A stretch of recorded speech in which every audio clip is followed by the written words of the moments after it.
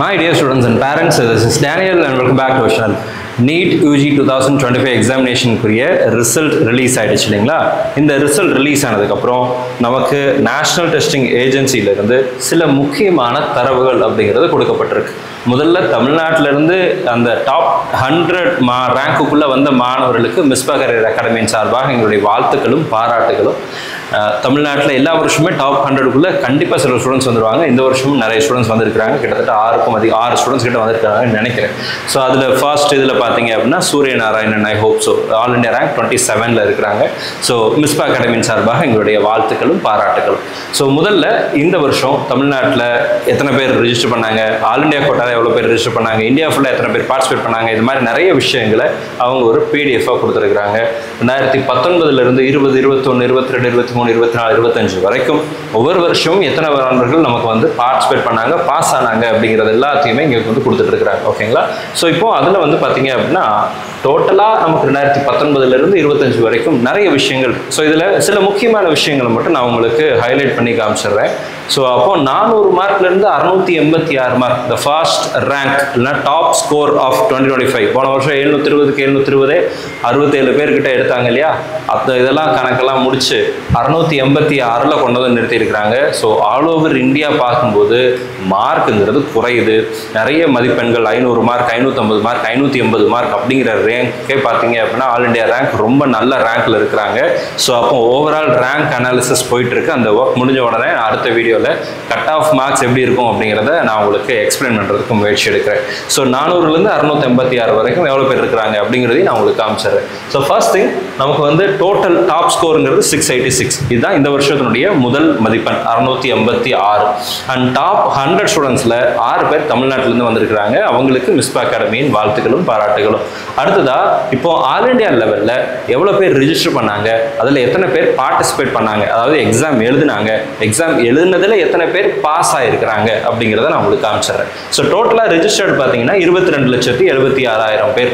ஆனால் அப்பியர்டு பார்த்தீங்கன்னா 22,09,318 பேர். கிட்டத்தட்ட ஒரு 65,000 64,000 மாணவர்கள் அப்பியர் ஆகலை, ஆப்சென்ட் ஆகிட்டாங்க.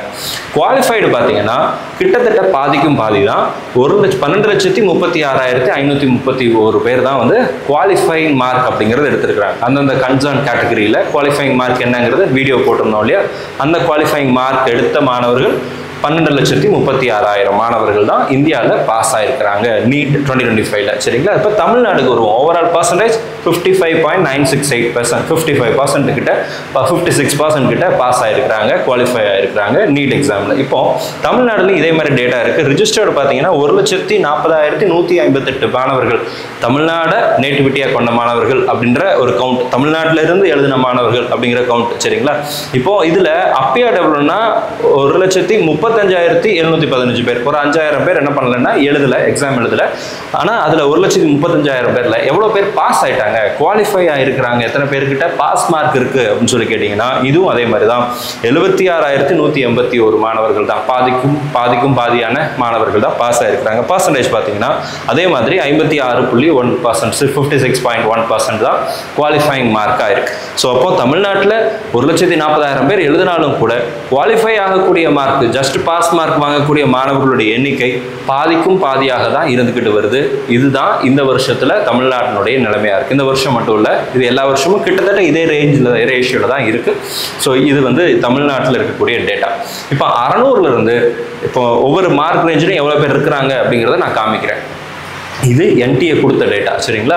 651லேருந்து 686 வரைக்கும் இந்த டாப் ஸ்கோரர்ஸ் யார் எவ்வளோன்னு சொல்லி கேட்டால் 73 பேர் இருக்கிறாங்க. 73 பேர் 651, 650 மார்க்குக்கு மேலேன்னு வச்சுக்கலாமா? 651லேருந்து 686க்கு மேலே இந்தியா ஃபுல்லாக சேர்த்து ஒட்டுமொத்தமாக மாணவருடைய எண்ணிக்கை 73 பேர் தான். சரிங்களா? அடுத்ததா 600லேருந்து 650 வரைக்கும் பார்த்தீங்கன்னா 1,259 மாணவர்கள் தான் இந்தியா ஃபுல்லாக டாப் ஸ்கோரில் வந்திருக்கிறாங்க. 551லேருந்து 600 வரைக்கும் பார்த்தீங்கன்னா 10,658 மாணவர்கள் இருக்கிறாங்க. டோட்டலாக 10,658 மாணவர்கள் இருக்கிறாங்க. இதே மாதிரி 501லேருந்து 550 வரைக்கும் பார்த்தீங்கன்னா 39,521 மாணவர்கள் இருக்கிறாங்க. ஸோ 450லேருந்து 500 69,000, 400லேருந்து 450 வரைக்கும் பார்த்தீங்கன்னா 88,239 மாணவர்கள் இருக்கிறாங்க. இப்போ கவர்மெண்ட் காலேஜ் கட் ஆஃப் எப்படி சார் இருக்கும் அப்படின்னு சொல்லி கேட்டிங்க அப்படின்னா ஆல் இண்டியா ரேங்க் இந்த வருஷம் ரொம்பவே நல்ல ரேங்க் தமிழ்நாடு ஸ்டூடெண்ட்ஸ்க்கு வந்திருக்கு. நான் இது வரைக்கும் தமிழ்நாட்டில் ஒரு 500 மார்க் 600 மார்க் இந்த மாதிரி ரேஞ்சிலலாம் மாணவர்களை பார்க்கும்போது அவங்களுடைய ஆல் இண்டியா ரேங்கை செக் பண்ணி பார்த்தோம்னா கம்பேரிட்டிவ்லி நல்ல ரேங்க்ல அவங்க இருக்கிறாங்க. ஸோ இது வந்து ஒரு நல்ல சைன். இந்தியாவில் தமிழ்நாட்டினுடைய பெர்ஃபார்மன்ஸ் இந்த வருஷம் கொஞ்சம் இன்க்ரீஸ் ஆகிருக்கு, நல்லாவே இன்க்ரீஸ் ஆகிருக்கு அப்படிங்கிறத என்னால் புரிஞ்சுக்க முடியுது. ஸோ இதுதான் டோட்டலாக இந்த வருஷத்தில் 144 மார்க்கில் இருந்து இருக்கக்கூடிய மாணவர்களுடைய எண்ணிக்கை 3,03,040 மாணவர்கள் இந்தியா ஃபுல்லாக இருக்கிறாங்க அப்படின்னு சொல்லி போட்டிருக்கிறாங்க. ஸோ இதை தான் நமக்கு இப்போதைக்கு டேட்டா சொல்லுது. என்டிஏனுடைய நேஷனல் டெஸ்டிங் ஏஜென்சியினுடைய டேட்டா எங்கே சார் கொடுத்துருக்குறாங்க அப்படின்னு சொல்லி கேட்டிங்க அப்படின்னா, இந்த பிடிஎஃப்ல கடைசி பேஜுக்கு போனீங்க அப்படின்னா உங்களுக்கு இந்த டேட்டா அப்படிங்கிறது கொடுத்துருக்குறாங்க, அஃபிஷியல் டேட்டா. இன்னொரு ரேங்க் டீட்டெயிலையும் கொடுத்துருக்குறாங்க. சரிங்களா, ரேங்க் எப்படி இருக்குது அப்படிங்கிறதையும் பார்த்துடலாம். ஸோ இந்த ரேங்க் தான் நமக்கு ரொம்ப முக்கியம் இல்லைங்களா. 502 மார்க் வாங்கின மாணவருடைய ரேங்க் அப்ராக்சிமேட்டாக 50,000 ரேங்க்குள்ளே இருக்கிறாங்க. இதுதான் ரேஞ்ச். இந்த வருஷம் மார்க் ரேஞ்ச் அப்படிங்கிறது இப்படி தான். The marks obtained at few selected ranks are as follow. சரிங்களா, சில ரேங்க்ல 50,000 அப்படிங்கிற ரேங்க்ல 502 மார்க் வாங்கியிருக்கிறாங்க. 1,00,000வது ரேங்க்ல இருக்கக்கூடிய மாணவருடைய மார்க் 464 இருக்கு. 1,50,000ங்கிறது 433 இருக்கு.